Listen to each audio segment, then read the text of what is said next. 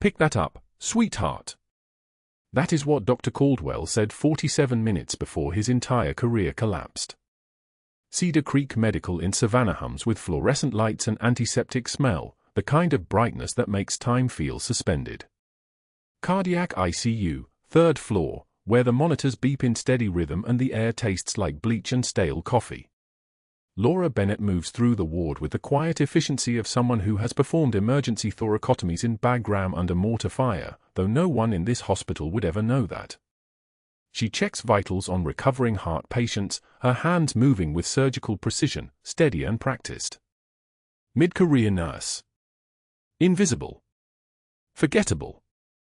The kind of person doctors talk past instead of to. Her scrub pocket carries weight, a tarnished military challenge coin, the kind that doesn't come from recruiting stations. She touches it reflexively as she walks past room 427. Inside that room, Lieutenant Commander Marcus Hayes. Navy SEAL. Sternum split open 5 days ago, cardiac tissue sutured back together. Recovery was supposed to follow protocols. Clean lines. Predictable outcomes.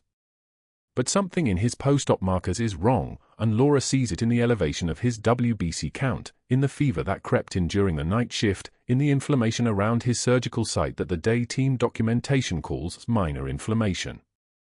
She knows the difference between minor and catastrophic. She has lived in that space between the two. When she approaches Dr. Caldwell during morning rounds, 7 physicians and 3 residents trailing behind him like satellites, Laura keeps her voice low, professional, the way a nurse is supposed to sound. Doctor, I'm concerned about Commander Hayes' post-op inflammation markers. WBC is elevated to 14,200, his temperature spiked to 101.3 yesterday at 2,200 hours, and the incision site shows signs of. Caldwell doesn't turn. He continues writing in the chart, his pen moving with deliberate slowness. The post-operative inflammatory response is entirely predictable, Nurse Bennett. Entirely normal. He says her name the way someone might say the word mop. The residents smile. The attending next to him clears his throat and looks away.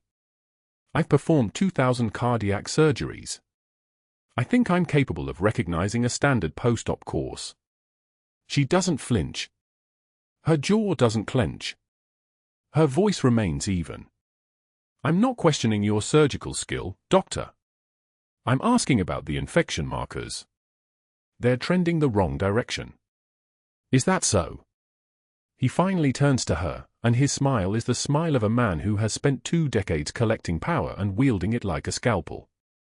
Then perhaps you should return to your tasks, and I'll continue managing patients. Yes? The surgical team moves forward. Caldwell follows, his white coat trailing behind him like a cape.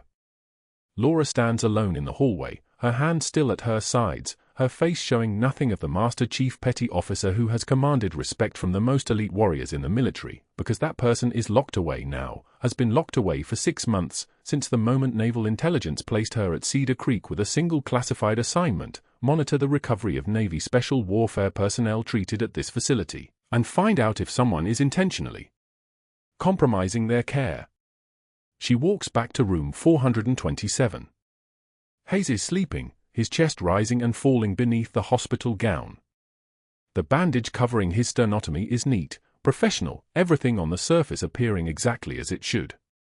She examines the incision line anyway, leans close enough to smell the antiseptic and the faint copper undertone of biological response, and what she sees makes her pull out her personal phone, not the encrypted Pentagon line she carries for classified communication, but a standard civilian phone, and photograph the inflammation with clinical detachment. The door opens. Caldwell enters with the rest of his team, and his eyes land on her phone, on her position leaning over Hayes' chest. His expression doesn't change, but something shifts in the room. The air pressure changes. That's interesting, he says, his voice light, conversational, the tone a predator uses when it has just spotted prey. Perhaps you'd like to explain what you're documenting, Nurse Bennett. Post-op incision changes. For the medical record. Her voice is calm. The words are true. The implication is buried so deep only someone trained to recognize it would understand. Caldwell smiles. It's the smile of someone who has decided something. You know what I think, Nurse Bennett? I think you're going to quit within a week. That's my professional assessment. I'd wager money on it. He pauses, looking at the residents. In fact, gentlemen, $100, right here, right now. Any takers? Anyone care to bet that our Nurse Bennett will have submitted her resignation by this time next Thursday? 3 residents laugh. One actually pulls out his wallet.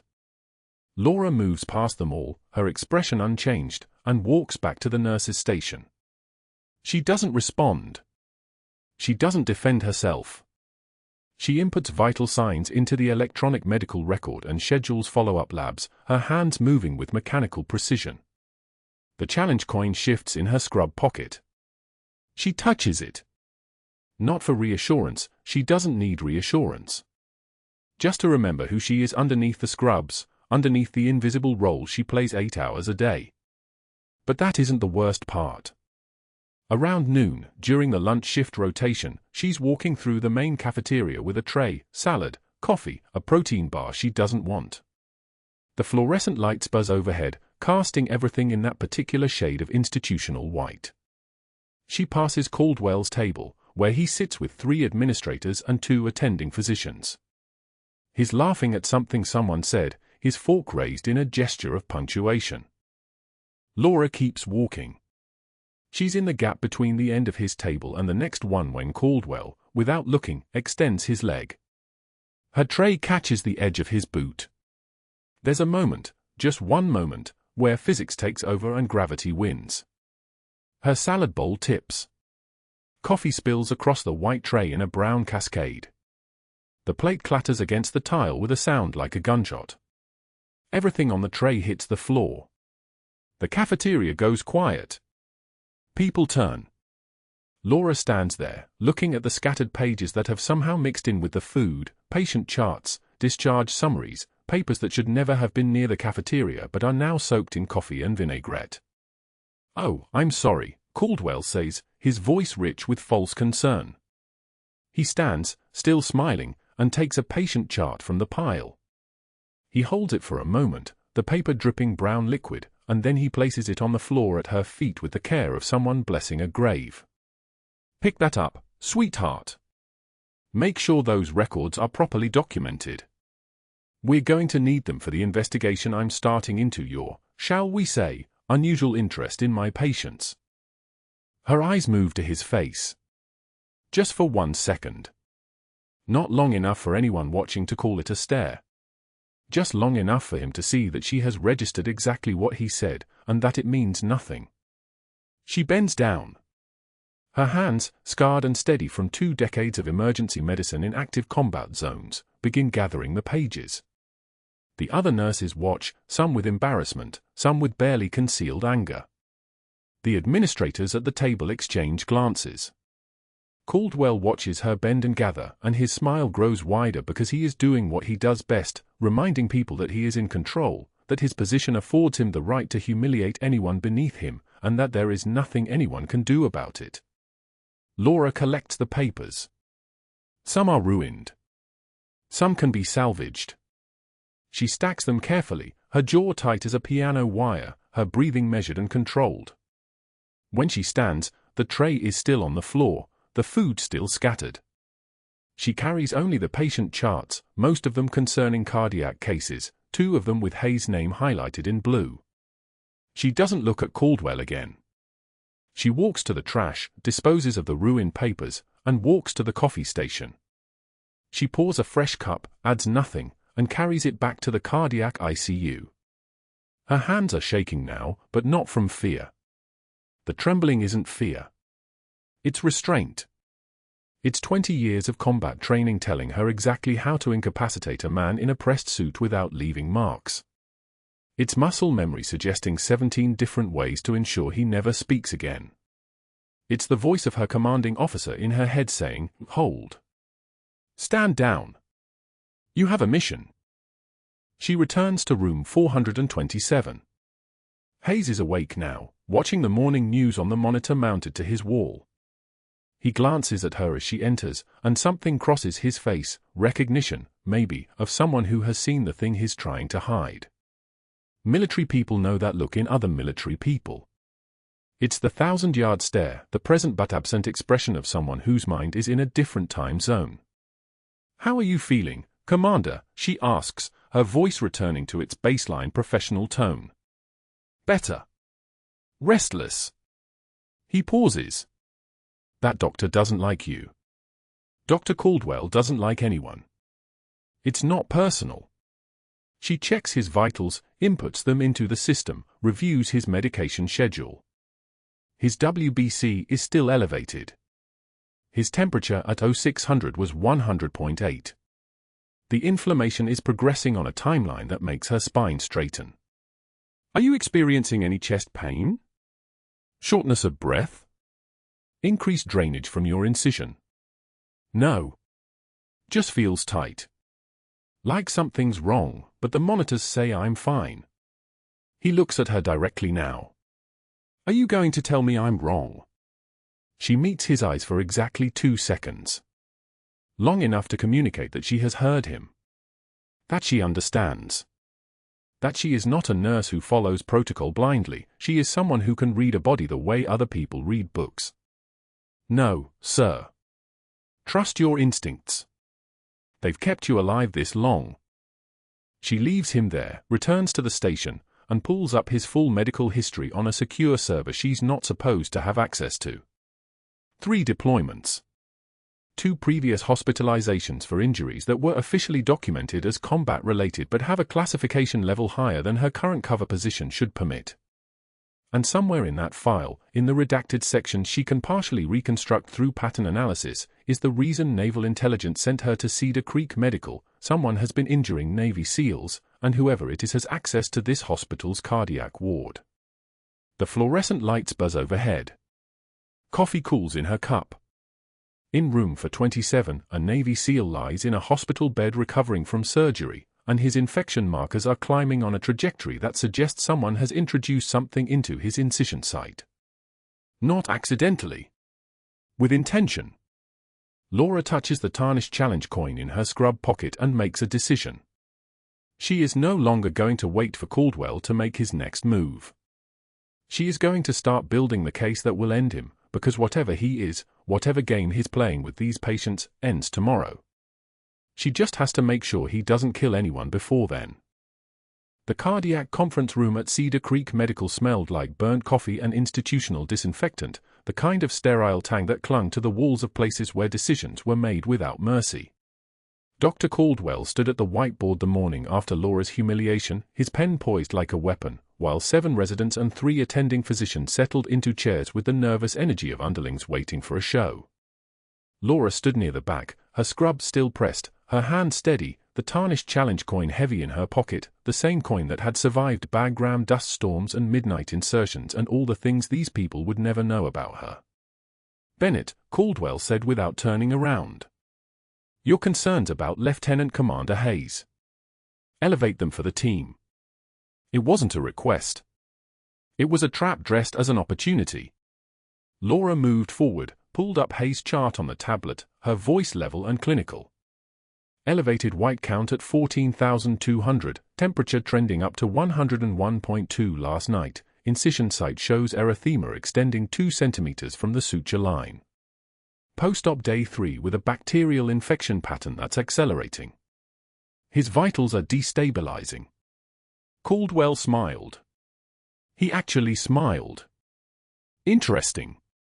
And in your 16 years as a nurse, how many sternotomy infections have you managed independently? None independently. I've assisted in. Exactly. He turned to face the room, his back to her now, which was worse somehow. I've managed 47. 4 of which were post-op complications I've personally resolved. And I'm looking at a patient whose incision is responding exactly as expected to standard post-operative prophylaxis. He turned back to the whiteboard and wrote in bold letters, "Bennett quits BY Friday. I'm making a clinical decision to discharge Lieutenant Commander Hayes at 1,400 hours today." His infection markers are within acceptable parameters for early discharge to monitored outpatient care. Two residents exchanged glances. One of them tried to suppress a smile. Laura felt the weight of institutional hierarchy pressing down like a physical thing. Caldwell had spent 23 years climbing this structure, and she was just a nurse who asked too many questions. "Sir, his white count hasn't decreased since admission," Laura said. "Standard protocol recommends." "I'm aware of protocol, Bennett. I also know the difference between textbook theory and clinical reality. The patient will discharge today."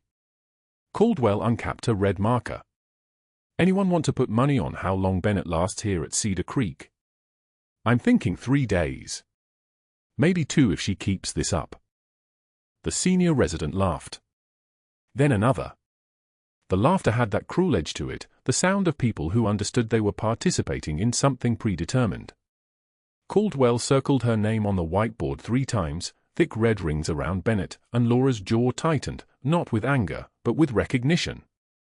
She was watching him move from stage 1 social dominance into stage 2 strategic control. He was gathering allies, establishing narrative, building the institutional consensus that would make her invisible when she tried to stop what was coming. She said nothing. She just nodded, retrieved the chart, and walked out while his residents continued laughing behind her. That afternoon, she sat in the medical records room with her laptop, pulling up patient files with the precision of someone trained to find patterns in chaos. Hayes wasn't the first military patient at Cedar Creek in the last 6 months. There were 4 others, all Navy personnel, all treated by Caldwell, all discharged earlier than standard protocol recommended, all readmitted within 48 hours with post-operative complications that required extended stays or emergency interventions. One was a lieutenant, junior grade, with a pneumonia that should have been caught during his initial discharge evaluation. Another was an ensign whose incision dehiscence required reclosure in the emergency department. 2 more with sepsis markers that escalated in the first hours after discharge. The pattern was there if you looked for it, not obvious enough to trigger hospital review, but present enough that Laura's naval intelligence assignment suddenly crystallized into sharp focus.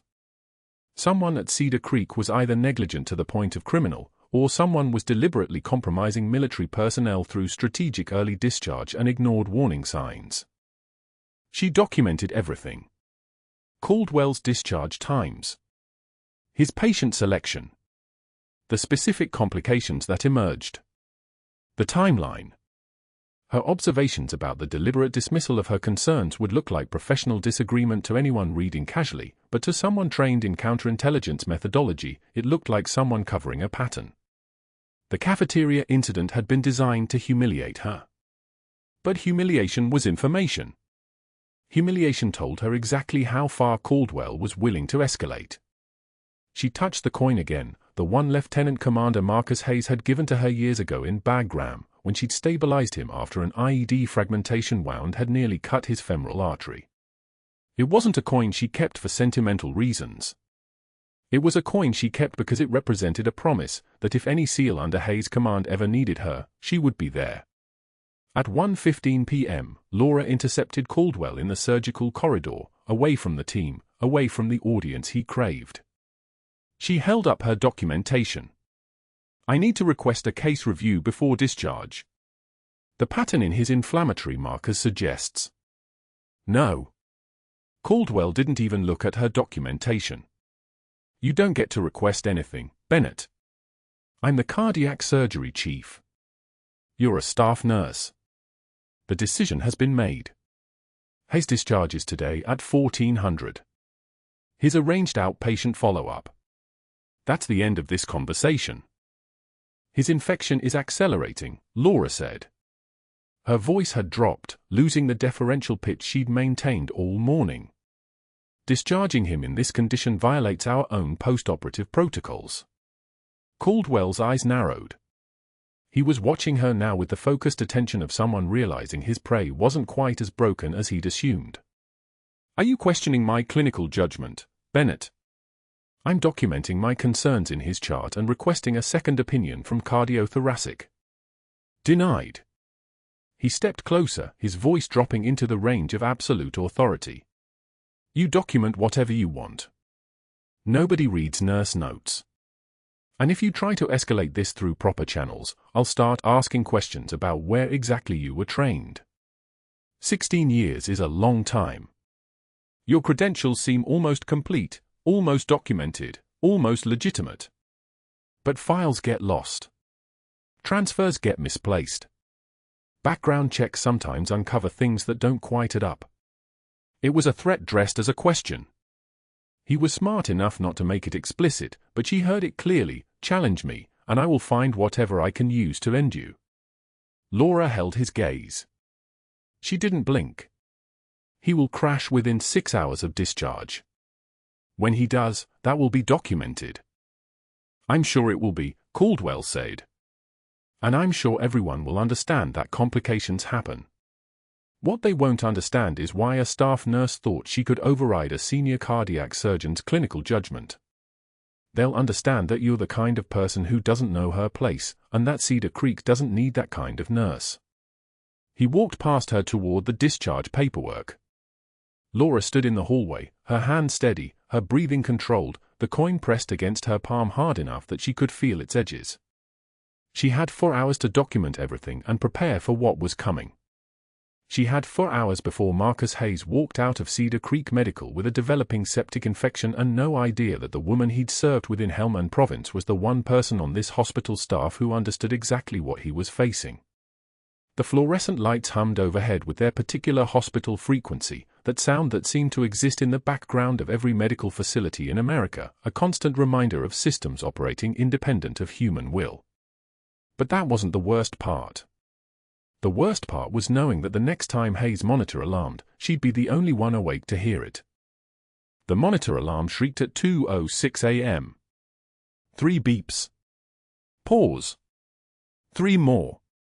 The sound cut through the darkness of Cedar Creek's cardiac ICU like a knife through silk, and Laura's eyes snapped open from the nurse's station where she'd been reviewing post-op labs on the third screen, the one nobody else used because it required password access to the restricted database. She was moving before the third beep finished. 30 meters to room for 27. Her feet made no sound on the linoleum, a skill earned across 2 decades of moving through forward operating bases where a footstep could mean the difference between a casualty and a save. The night tech, Marcus, fresh out of school, terrified of everything, was already at the bedside, staring at the monitor with the paralyzed expression of someone watching a car crash happen in slow motion. Step back. Laura's voice was level. Conversational, almost. She didn't push past him, she moved to his side, and her presence seemed to compress the space between them until he was already moving backward without conscious decision. The monitor showed what she'd been waiting 72 hours to avoid. Sinus rhythm gone. ST elevation across all leads. The waveform looked like a mountain range after an earthquake. Hayes lay motionless on the bed, his sternotomy incision, the 12-centimeter surgical wound running vertical down his sternum, now visibly weeping dark fluid that had begun to pool against the blue surgical drapes. The infection Caldwell had dismissed as minor inflammation hadn't just progressed. It had breached. The sutures were pulling apart as sepsis-weakened tissue failed under the mechanical stress of his heart's contractions.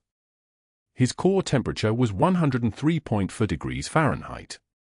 His pressure was already dropping, the monitor displaying a number that made her lungs constrict with recognition, 78/42.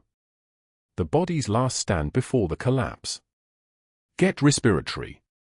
Tell them code blue, potential tamponade, we're going hot in 3 minutes, Laura said, and Marcus's feet were already moving before his brain caught up with the words.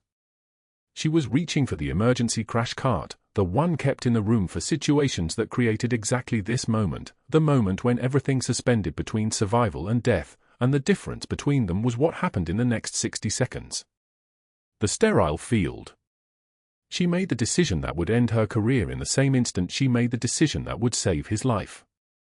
There was no conflict in that moment, no internal debate. There was only the clinical recognition that Hayes was moving into cardiac arrest, that the rupture had created massive hemorrhage into the pericardial space, the fluid surrounding his heart, and that each beat of his failing heart was now pumping blood into a confined space with nowhere to go. Tamponade. the pressure building around the organ until it could no longer contract. Minutes away from asystole. She tore open the emergency thoracotomy pack. Her hands moved on their own, muscle memory older than conscious thought, hands that had done this in a Bagram OR while mortar rounds shook the walls, hands that knew the anatomical landmarks the way other people knew the rooms of their own homes. The betadine antiseptic hister, she poured it across his chest and the surgical field, the metallic copper smell sharp and clean. She found the fourth intercostal space, palpated for the landmarks, the ribs like bars in a cage, and positioned the number 10 scalpel. Laura, what are you here? Marcus, still standing frozen near the monitor. You called respiratory. She didn't look at him. The blade went in with a sensation like pushing through warm fruit. Clean. Direct. No hesitation.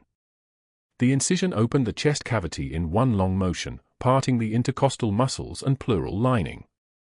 Blood came, deep red, flowing, and she had the rib spreader in place before the next heartbeat could skip. 30 seconds into an emergency thoracotomy that no nurse in Cedar Creek Medical was supposed to have the knowledge to perform, much less the hand steady as a surgical laser competence to execute. Get me a 4.0 silk suture and the pericardial shears, now. The orders came like radio commands, each word a discreet instruction carrying the weight of someone accustomed to being obeyed. The residents who would arrive in the next 2 minutes were being summoned by the code alarm, but Laura wasn't waiting for them. Waiting was death. Hayes' blood pressure had dropped another point. His oxygen saturation was cratering, 48%, a number that should have meant organ failure was cascading through every system simultaneously. The pericardial sac came into view, taut and purple with fluid, the heart inside trying to beat with the mechanical efficiency of a fist pumping in a sealed container. Laura positioned the shears and made the incision with the precision of someone who had performed this procedure 143 times before, most of them in places where the nearest operating room was a 20-minute helicopter flight away. The fluid drained in a rush, dark and thick with blood and inflammatory markers, and the heart suddenly had space to move again. She was already reaching in, her bare hands now directly massaging the left ventricle, the organ cool and slippery and alive under her palms. Push. Release. Push. The mechanical motion coordinated with the monitor above Hayes' head, each compression of her hand trying to restore the rhythm that sepsis and infection and Caldwell's negligence had stolen. O2 sat. Her voice didn't change pitch even as her hands continued the compressions, the rhythm automatic, the pressure monitored by her own sense of the tissue between her fingers.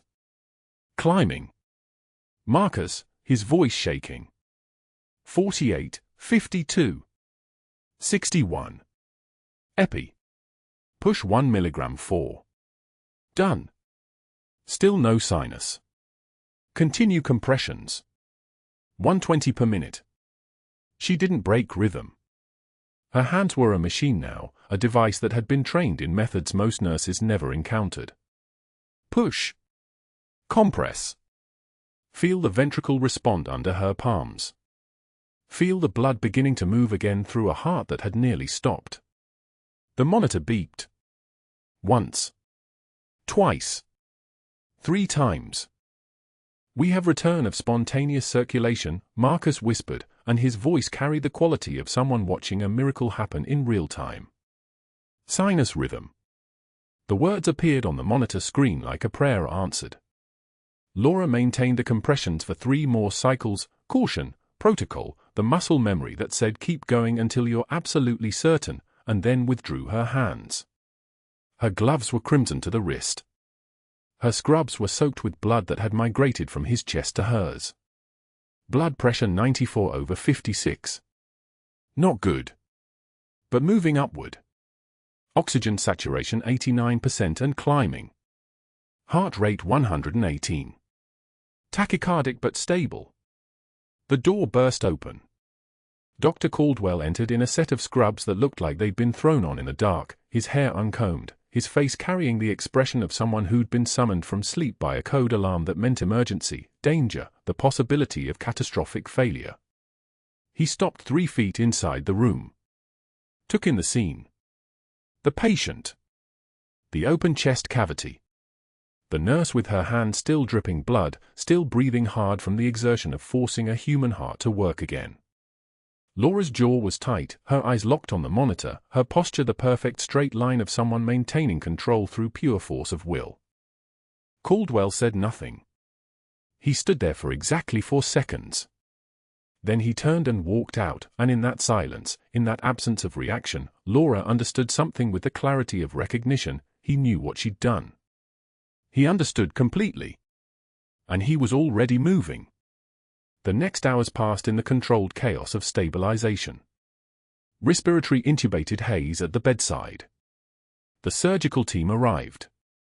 Laura gave her report in the clinical, precise language of someone describing medical facts, the infection progression, the rupture pattern, the time to intervention, the interventions performed. No emotion. No apology. Just data. Just the truth of what had happened and what would have happened if she hadn't been there. If she hadn't known. If she hadn't moved. By 4:22 a.m., Hayes was stable enough to move to the operating room for formal surgical repair. By 7:16 a.m., Caldwell had made the calls that would change everything. By 9:15 a.m., Laura Bennett was no longer a nurse at Cedar Creek Medical. She was an administrative file. A potential liability.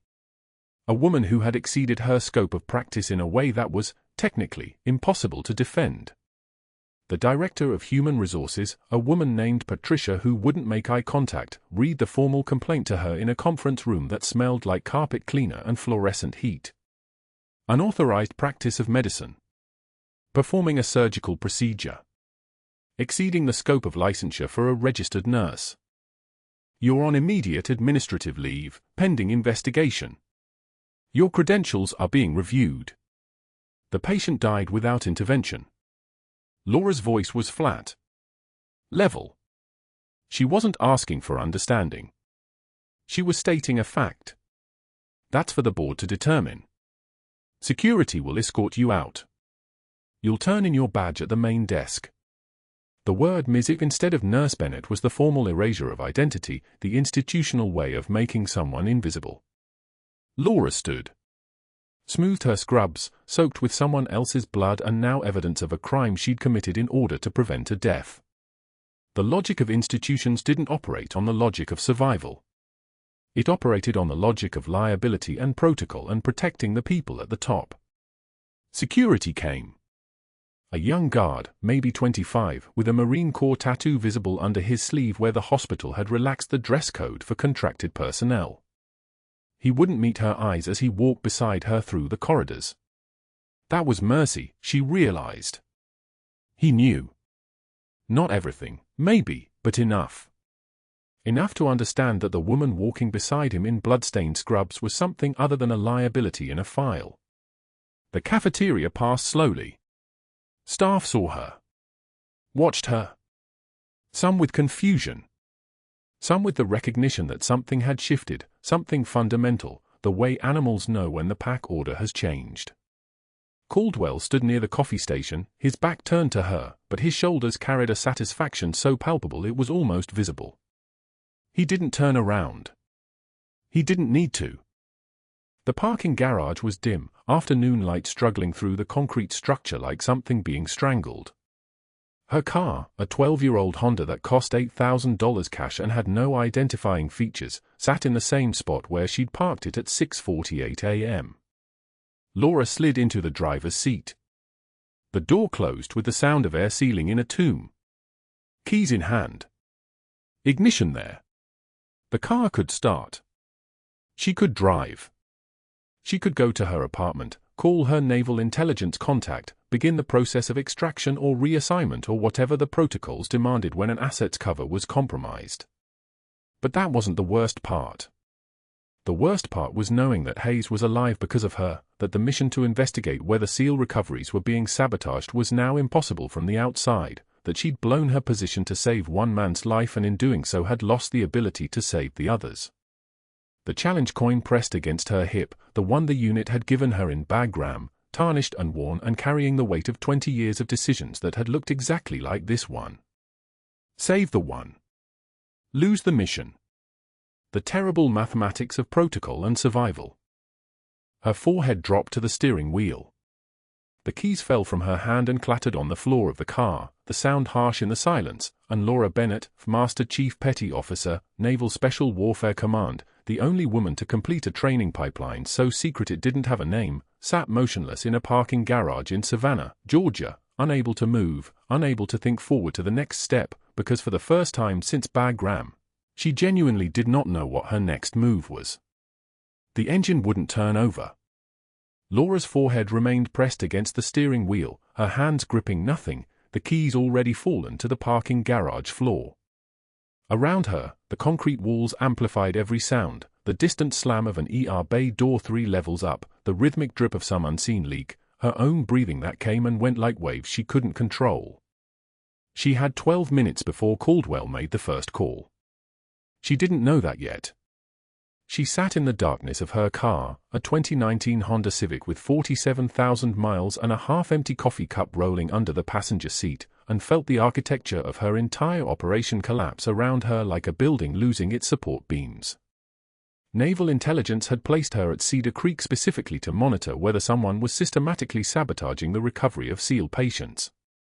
3 years of undercover work. 3 years of being just a nurse while her handler waited for the pattern to solidify, the evidence to mount, the target to expose himself. And she had destroyed it in 4 minutes of raw instinct when Marcus Hayes' sternotomy began to hemorrhage. 4 minutes. That's all it took to end a covert operation. The fluorescent lights from the parking structure flickered across her dashboard. She didn't move. Didn't turn the key. Didn't call her handler.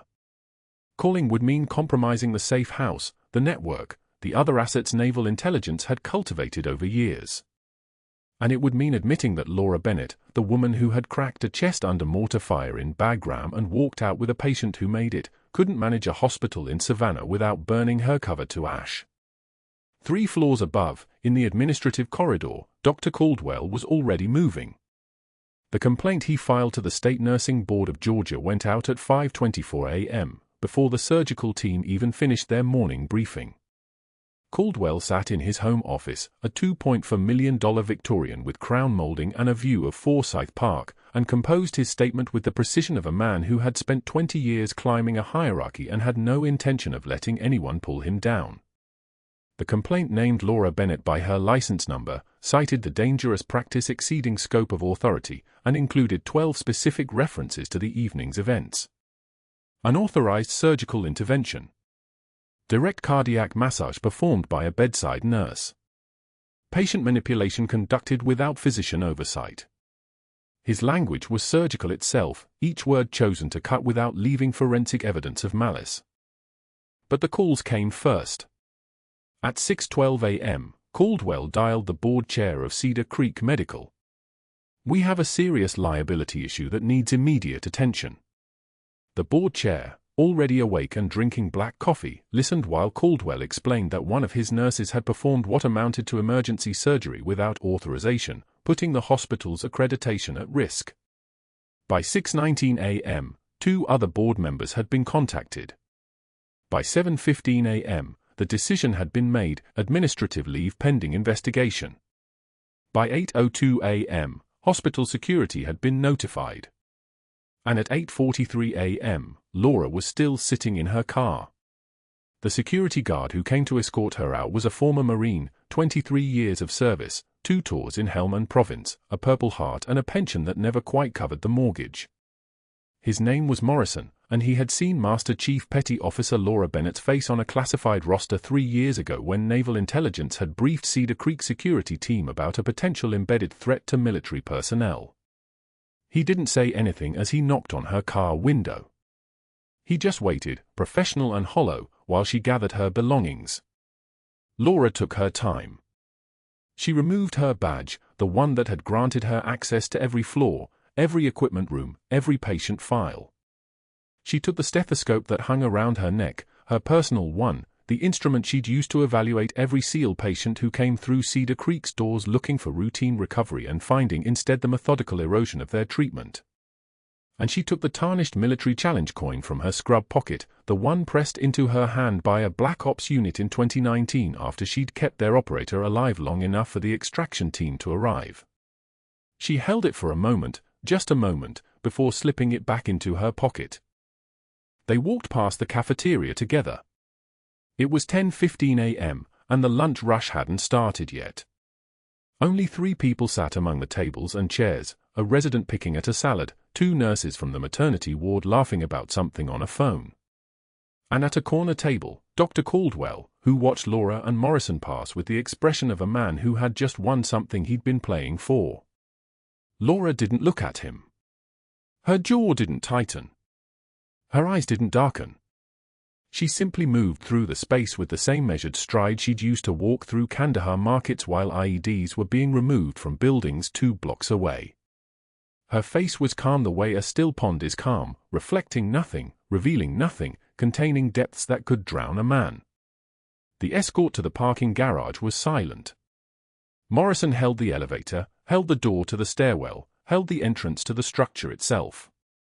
At her car, he finally spoke, his voice low enough that the security camera wouldn't catch the words clearly. "I don't know what's happening here, but I know what I saw on that roster. If you need," Laura shook her head once. That was all. One movement, a complete refusal of whatever offer he was making, whatever line he was prepared to cross for the woman who had served longer in the shadows than he had in the light. The car door closed behind her. The engine still wouldn't turn. 10 minutes later, Laura's hands were pressed against the steering wheel again, and her forehead rested against her knuckles.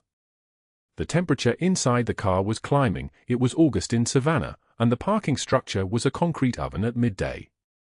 She should have been formulating a contingency. Running through options.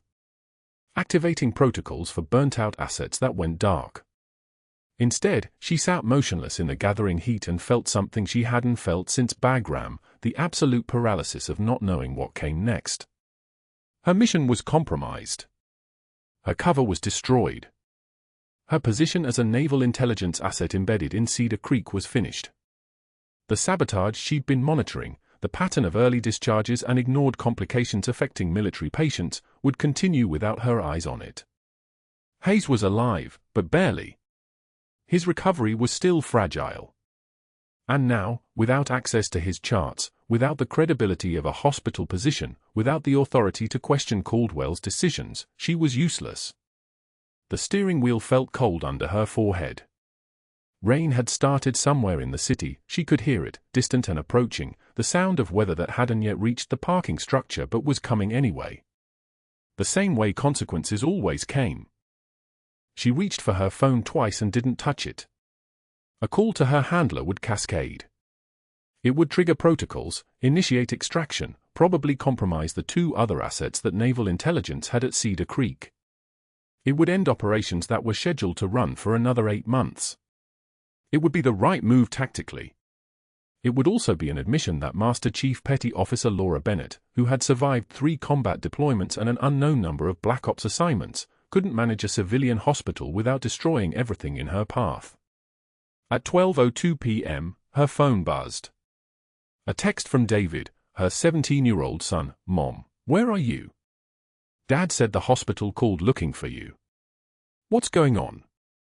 David, who was at Cedar Creek Academy, who was in Drotk, who was starting to understand that his mother was something other than a hospital nurse because she'd been deployed when he was born and again when he was 6 and again when he was 14. David, who deserved an answer his mother didn't have. Laura set the phone down on the passenger seat and pressed her forehead against the steering wheel again. The keys were still on the floor. The engine was dead. The mission was collapsing. And for the first time since Bagram, she genuinely did not know what her next move was. But that wasn't the worst part. The worst part was that somewhere in the administrative offices of Cedar Creek Medical, Dr. Caldwell was already making his second round of calls, reaching out to the accreditation investigator he'd helped promote 7 years ago, the one who owed him a favor, the one who would look at Laura's background and see exactly what Caldwell needed her to see, a nurse who'd overstepped, a liability waiting to explode, a threat to the hospital's reputation and bottom line. The worst part was that Caldwell didn't know what he'd actually found. He didn't know that the woman he'd humiliated and fired was a Master Chief Petty Officer with 23 years of service. He didn't know that the man he'd been targeting for sabotage was someone she'd saved before, under fire, in a place where official rules don't apply. He didn't know that the shadow box sitting in David's high school locker contained 2 silver stars and a bronze star, and that one of them bore his patient's name. He didn't know that he had just made the single worst mistake of his life. And Laura, sitting in the darkness of her car with the rain approaching and her mission in ruins, was about to find out that sometimes the most dangerous moments aren't when you're fighting. They're when you're waiting for someone else to fight for you. The hospital board convened 3 days later in the main conference room where Dr. Caldwell sat with barely concealed satisfaction, his fingers drumming against the mahogany table like a man counting down minutes until vindication. The board chair had called this meeting to finalize Laura's termination. Caldwell knew it. He could taste it. Everything he'd orchestrated, the calls to investigators, the carefully planted questions about scope of practice, the activation of every favor owed to him, had worked exactly as planned. She'd be gone by lunch. Her credentials would be shredded. And no one at Cedar Creek would remember her name by next month. Then the doors opened. David pushed through carrying a shadow box, his 17-year-old shoulders squared like someone bearing weight that wasn't meant for him yet. Inside the glass frame, beneath deep blue velvet, medals caught the fluorescent light like small suns. 2 silver stars. A bronze star with Vela device. A purple heart. The boy's voice didn't shake, but it wasn't steady either. It was the voice of someone reading words he'd been told to say but finally understanding what they meant. "Mom, they need to see these." The room went dead silent. Dr. Caldwell's expression shifted. Not collapse, not yet, but the edges of his confidence wavered like heat shimmer on asphalt. Laura's son. She had a son. He'd never processed that detail. Just another fact about just another nurse. The board members leaned forward. One of them, Dr. Patricia Okonkwo, the orthopedic surgeon with actual integrity, whispered to the administrator beside her. The doors opened again. Lieutenant Commander Marcus Hayes entered in Navy service dress blues, the white cotton uniform immaculate despite the 4 bruises mapping both forearms. The man moved with the kind of careful precision that comes from knowing your body is still healing, that gravity had opinions about your decision-making. His eyes found Laura across the room. He didn't smile. He didn't salute. He simply spoke in a voice designed to carry across open water and through incoming fire. "Confirm identity, Nightingale 6. The Marine veteran security guard who'd escorted Laura out of this same hospital 5 days ago, the guard who'd felt nothing but orders in his chest when he did it, suddenly went rigid. His posture shifted. His jaw set. When he spoke, his voice carried the sharp edge of parade ground precision, the tone reserved for acknowledging rank in combat. "Master Chief Petty Officer Laura Bennett, Naval Special Warfare Command." That was the second time the room held its breath. Dr. Caldwell's hands stopped drumming. His face had gone the color of clean hospital sheets. The board chair looked at the administrator, then at Laura, then at the medals in David's hands, then at the uniformed officer standing in their conference room like a man built from purpose. "Board members," the chair said carefully, "I believe we need to understand what we're looking at before we proceed." A video call activated on the main screen. The man who appeared was in uniform, serious rank, the kind that makes junior officers stand up straighter just seeing it. 3 stars on his shoulder. Admiral James Richardson, Naval Special Warfare Command, his office somewhere between the Pentagon and classified.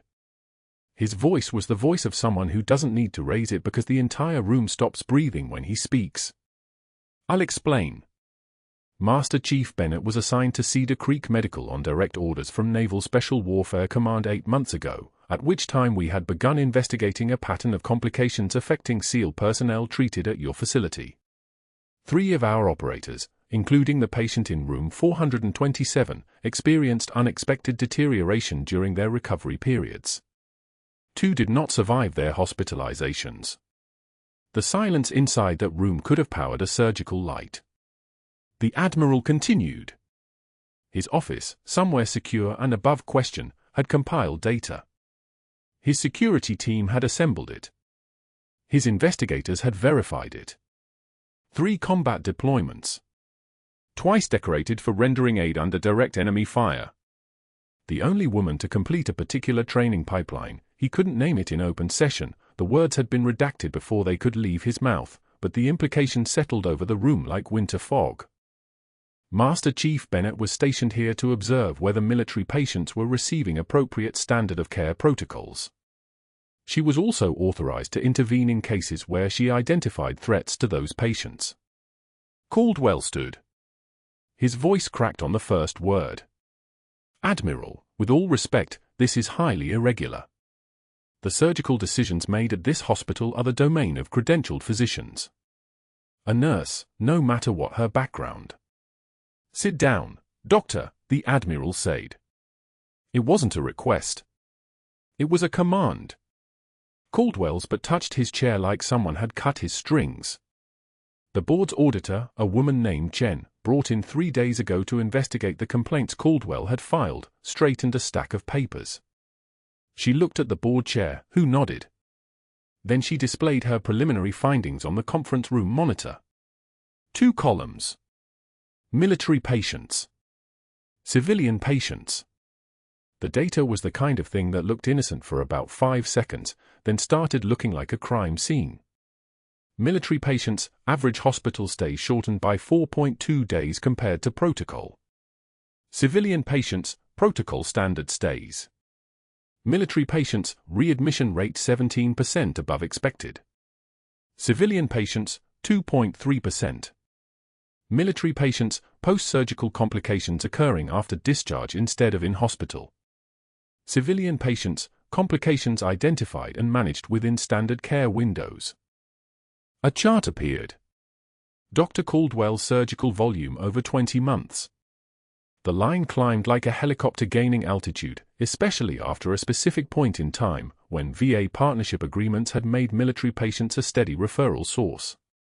What you're seeing, Chen said, is a surgeon who achieved higher throughput numbers by discharging patients before their recovery was actually complete. The civilian patients show normal variance. The military patients show a systematic pattern. Shorter stays. Higher complications. But counted as successes because they left the hospital. Caldwell's jaw moved. Words tried to form. Failed.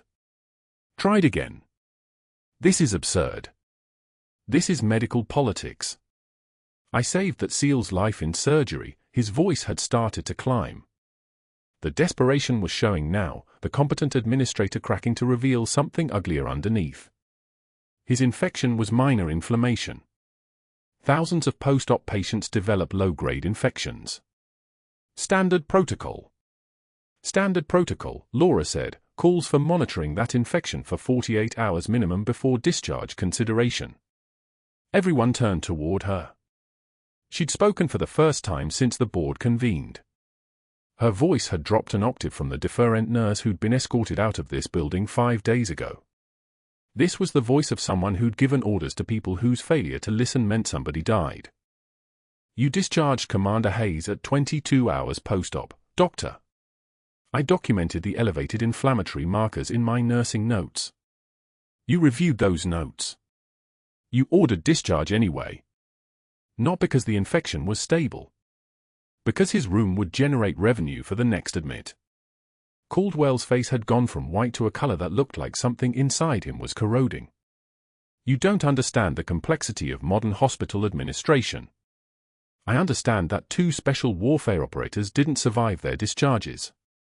I understand that I was brought here because naval intelligence flagged a pattern of deaths following treatment at your facility. I understand that you looked at military patients as line items instead of warriors. Laura's hands were steady. They were always steady. And I understand that the next time you dismissed a complication marker, you cost someone's mother her son. The room held that statement like a held breath. Nobody moved. Rubber gloves snapped, someone shifting nervously, their hands making involuntary gestures. One of the board members started taking notes. The Admiral spoke again from the screen. Dr. Caldwell, your hospital privileges are suspended effective immediately pending a full investigation by the State Medical Board. Your credentials are being reviewed. I'd advise you to retain counsel. Caldwell stood. His hands were shaking now. The controlled administrator had completely evaporated. What remained was just a man realizing that 20 years of careful network building had been incinerated in 4 minutes. That his calls to board members, his connections, his carefully cultivated reputation, all of it was already being discussed in emails he'd never see, in conversations happening in rooms where his name was being removed from buildings and letterheads and the future. I built this department. I advance surgical protocols. You're done here, the board chair said quietly. Caldwell walked toward the door. He looked at Laura once as he passed. His expression held something between fury and incomprehension, the look of someone unable to process that the person he'd treated as invisible had been watching him the entire time. The doors closed behind him. Hayes stepped forward, his dress blues catching the light. His voice was steady now, the voice of someone who'd already survived the worst thing that could happen and found himself still breathing on the other side of it. Master Chief Bennett performed the emergency thoracotomy in Bagram that saved my life the first time, sirs. She recognized the same signs of deliberate sabotage in my care here that naval intelligence suspected. When I crashed, when my chest came open, she didn't hesitate. She put her hands inside my chest cavity and brought me back. While Dr. Caldwell was making phone calls, she was saving my life. The Admiral nodded from the screen. The investigation into Cedar Creek's military patient outcomes will continue. Commander Hayes will be transferred to Bethesda for his ongoing recovery. Master Chief Bennett is reinstated to full clinical authority, effective immediately, with full back pay and a formal apology from this institution. The board chair looked at Laura. Master Chief Bennett, we owe you an apology that no words can adequately express. We failed to listen when you raised concerns. We allowed institutional politics to override patient safety. Laura didn't respond. She was looking at David, at the medals in his hands. Her son had learned something today that most people never understand, that the quiet person in the room might be the one carrying the most weight. The investigation concluded 4 weeks later. The State Medical Board restricted Dr. Caldwell's license to non-clinical education only. His surgical privileges were permanently revoked. Johns Hopkins withdrew their department chair offer with a formal letter that didn't explain why. The only position Caldwell could find was teaching CPR fundamentals at a community college for $18 an hour. He took it because he'd run out of choices, because his network had evaporated faster than rain on hot asphalt, because no one in academic medicine would return his calls anymore. But that wasn't the end of the story. 6 months later, the White House East Room filled with dress uniforms, navy blues and marine dress reds, submarine officers and SEAL team commanders. David stood in his Drott uniform, no longer confused about what his mother did, no longer uncertain about whether to feel proud or scared. He felt both, and the pride was winning. Hay stood with his full SEAL team, recovered enough to wear his dress uniform without visible pain, carrying himself with the kind of ease that comes from surviving the unsurvivable. The President entered. He carried the Defense Distinguished Service Medal, the citation already prepared and waiting. Laura stood in her own Navy service dress blues with Master Chief insignia, no longer pretending to be someone smaller than she was. The President approached, and his voice carried the kind of weight that comes with being the Commander-in-Chief. For exceptionally meritorious service in a position of unique responsibility while assigned to Naval Special Warfare Command, and for exposing systematic threats to military patient care, Master Chief Petty Officer Laura Bennett. The medal went around her neck. Camera flashes erupted like gunfire. Photographers captured the moment, the Master Chief in dress blues, her son beside her holding the shadow box, her actual medals displayed for the world to see alongside her newest commendation. At the reception afterward, David pulled something from his pocket. The tarnished challenge coin, worn smooth by years in combat, scratched and beaten by Bagram dust and helicopter rotors and the weight of carrying it through 3 deployments. He held it up beside the new medal. "You're going to need a bigger frame, Mom." Laura smiled. Actually smiled. It was the kind of smile that comes from somewhere deep, from the part of you that knows what survival costs and does it anyway. A reporter asked her what she'd learned from the experience. Laura looked at the medal, then at the challenge coin in her son's hand, then at Hayes standing nearby with his team, alive because she'd refused to accept that staying invisible was the same as staying safe. Power is not a title. Power is the ability to help. The quote ran in the Washington Post the next morning, attributed to Master Chief Petty Officer Laura Bennett, Naval Special Warfare Command. The story spread through military communities and medical schools and newsrooms. The nurse who saved a SEAL. The warrior hiding in plain sight. The person who understood that the most dangerous thing you can do is refuse to quit. Caldwell, somewhere in a community college classroom teaching CPR to bored adults who didn't know why their instructor seemed so diminished, didn't see the article. If he had, he wouldn't have recognized himself in the cautionary tale. He never would have understood that his mistake wasn't discharging a patient, it was assuming that invisible people don't matter, and that the quiet person in the room is never the one holding everything together. If you made it this far, you know the real truth, that heroes walk among us, and sometimes they're wearing scrubs instead of medals. Subscribe for more stories like this one, because the most incredible lives are the ones nobody sees coming. Like, comment, and let me know, would you have done what Laura did, or would you have let the system protect you?